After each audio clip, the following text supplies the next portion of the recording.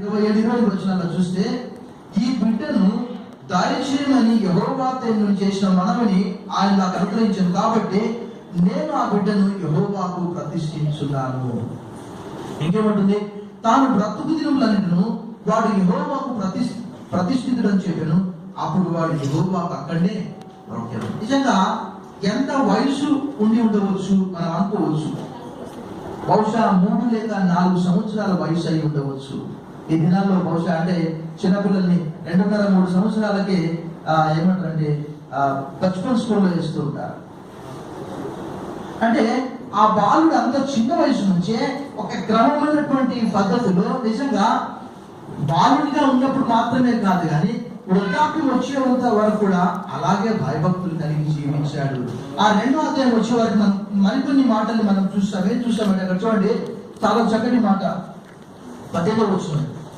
బాలుడైన సమూయేలు నారతో నేయబడిన ఏఫోదు ధరించుకొని యెహోవాకు పరిచర్య చేయించుండెను.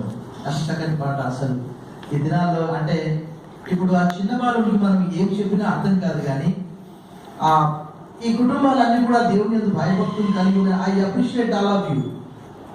కానీ దేవుని వాక్యంలో రాయబడినది ఏంటి అని అంటే, ఒకవేళ తల్లిదండ్రులు విశ్వాసం గలవారైతే పిల్లలు తప్పిపోతే దానికి బాధ్యత ఎవరంటే తల్లిదండ్రులే.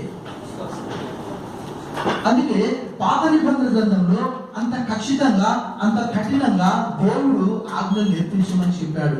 కూర్చున్నప్పుడు లేచినప్పుడు అది ద్వితీయోపదేశకాండం 6వ అధ్యాయంలో రాయబడినది. అయితే ఇక్కడ కూడా చూడండి, ఇశ్రాయేలు బాగా త్రోవ తప్పిపోయినటువంటి సమయంలో దేవుడు సమూయేలును లేపాడు. సమూయేలు ఒక న్యాయాధిపతిగా, ఒక యాజకునిగా, ఒక దీర్ఘదర్శిగా, ఒక ప్రవక్తగా సౌలును అభిషేకించాడు. తర్వాత సౌలు దేవుని మాట వినకపోతే మరి దేవుని యొక్క హృదయానుసారైనటువంటి దావీదును కూడా ఎన్నుకున్నాడు. సో ఇంకా కొన్ని మాటలు ఆయన గురించి చదివినప్పుడు చూడండి, ఇంకా చాలా చక్కటి మాటలు రాయబడి చూడండి.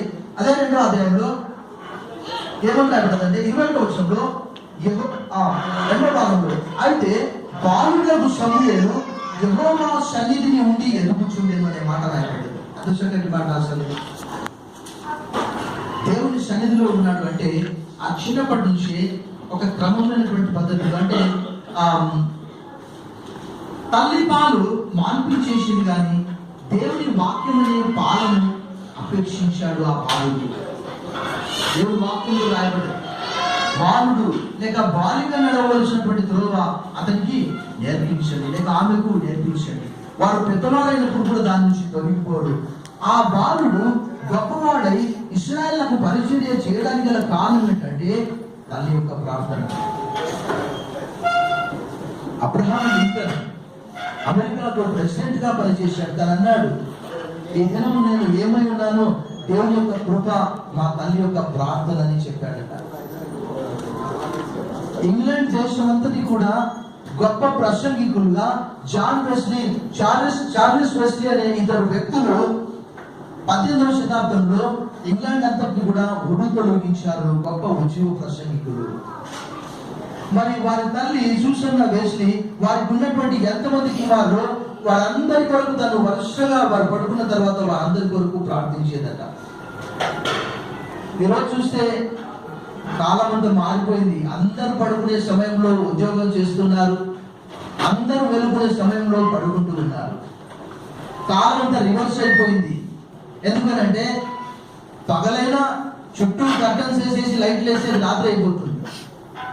అలాంటి సమయంలో మనం ఉంటున్నాం. కానీ మనం ఎక్కడున్నప్పటికీ కూడా దేవుని వాక్యం అనేది మన హృదయంలో మనం చూస్తాము. యోసేపుకు ఓరల్ టీచింగే, అప్పటికి బైబిల్ లేదు తన చేతిలో. అంటే యాకోబు చెప్పి ఉండవచ్చు 17వ ఏట మంచి యవనస్తునిగా ఉన్నప్పుడు ఐగుప్తుకు తీసుకొని పోబడ్డాడు. కానీ ఒకానొక సమయం వచ్చింది, తప్పు చేయాల్సి వచ్చినప్పుడు తను ఏమనుకున్నాడంటే తప్పు చేసేటప్పుడు దేవుడు చూస్తున్నాడు అన్నటువంటి భయం చేత తను ఉన్నాడు. మనం అక్కడ చూస్తున్నాం 39వ అధ్యాయంలో. అలాగే అంటే మన పిల్లలకు ఏది మంచి ఏది చెడు అనేది ఇక్కడ మరికొన్ని మాటలు చదివి నేను ముగిస్తాను, ఎక్కువగా చెప్పాను. చూడండి, అదే 2వ అధ్యాయంలో మరికొన్ని మంచి మాటలు రాయబడి 2వ అధ్యాయము 26వ వచనంలో మరొక మంచి మాట రాయబడింది. ఏంటి అంటే బాలుడగు సమూయేలు ఇంకా ఇంకను ఎదుగుచు